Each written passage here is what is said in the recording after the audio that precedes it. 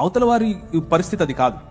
అవతల వారి పరిస్థితి ఏమిటి అని అంటే, ఎవరైతే దేవుళ్ళుగా, ఎవరైతే దేవతలుగా తమను తాము ఆ పుస్తకాలలో ప్రకటించుకున్నారో వారు మిగిలిన వారిని మోసముతోనూ, సెక్షువల్ అల్యూర్మెంట్ అంటే లైంగిక ఆకర్షణతోనూ, వయలెన్స్తోనూ, రేప్తోనూ, స్వయంగా పిల్లలను సొంత పిల్లలతో శారీరకేచ్ఛలు తీర్చుకోవటంతోనూ దేవుళ్ళు ఆ పని చేసినట్లుగా వారి పుస్తకాలు చెప్తున్నాయి.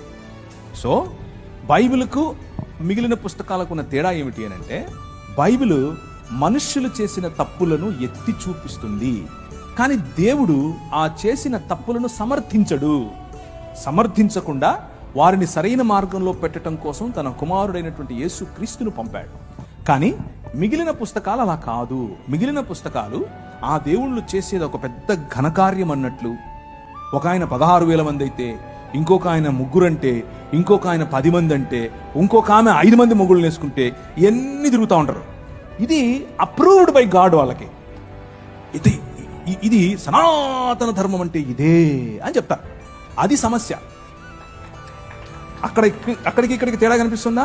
ఇది తప్పు అని బైబిల్ చెప్తుంది, అలా చెయ్యొద్దు అని బైబిల్ చెప్తుంది. సనాతన ధర్మం అంటేనే ఇది అని ఇది చెప్తుంది.